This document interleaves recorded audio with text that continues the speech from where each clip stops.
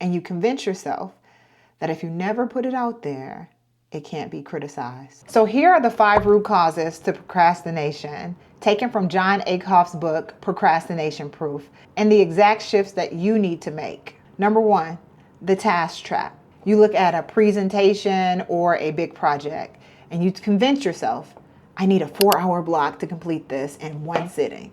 Since you are never able to find that 4-hour block, you never start. Here is what I would recommend to do instead. Instead of trying to complete that whole task in a 4-hour block, break it down into 10 to 15-minute increments. What this does is it allows you to execute at a micro level, and this gives you clarity around the project, not the other way around. Number 2, time scarcity. We underestimate how long a task takes. And we assume that future you somehow will become a superhero and will be able to get everything done because they don't get interrupted and they don't get tired. This is the important shift to make that's going to change everything. Double your estimates for the time value. If you think something takes 1 hour, estimate it as 2 hours.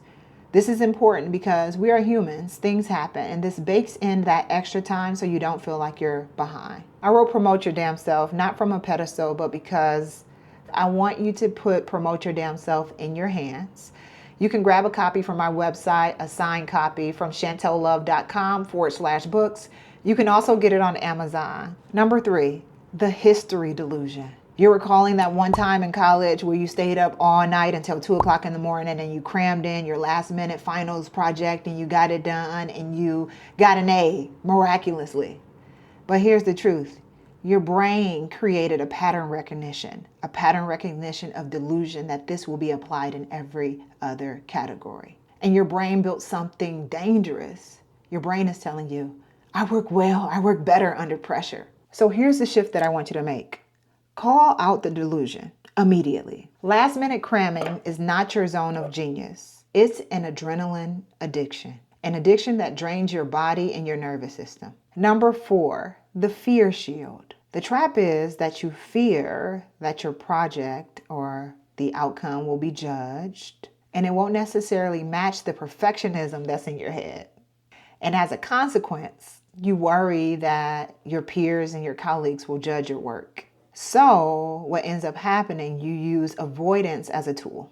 You just avoid it at all costs. And you convince yourself that if you never put it out there, it can't be criticized. So this is the shift that I want you to make. I want you to trade avoidance for exposure. And here's why. When you separate your self-worth from the product or the project or the outcome, it takes that pressure off of you and puts it on the actual project, product, or the outcome. Think of it this way.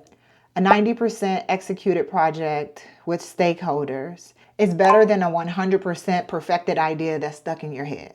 Number 5, ego and entitlement. Let me tell you something about ego. Ego uses procrastination as a built-in tool. If you rush a project in 2 hours and you get judged on it, you're able to use the excuse that you only took 2 hours on this project and you didn't give your full effort and your full capability. Or on the other hand, entitlement kicks in. And when entitlement kicks in, it says, this tedious task is beneath me or someone else should do it. So here's the shift that I want you to make, and it's going to be pretty direct. Stop making last minute excuses and just own it. You're going to need to drop the safety net and let people see you give it 100%. Because real confidence means being willing to be seen, failing loud. And I know that that sounds scary, but that's the only way to get over yourself. That's the only way to get past and to bypass procrastination. So which of these 5, time, task, history, fear, or ego, are you dealing with most right now? Drop it below in the comment. Let's start an honest conversation with the community. If you're dealing with it, someone else is. And if we're being honest, I've dealt with all 5. And this is important because naming that trap is the first step to dismantling it. If this is hitting home, be sure to hit that subscribe button, like this video, and share it with a friend who's overthinking their own potential. Thank you for watching this video. I'll see you in the next.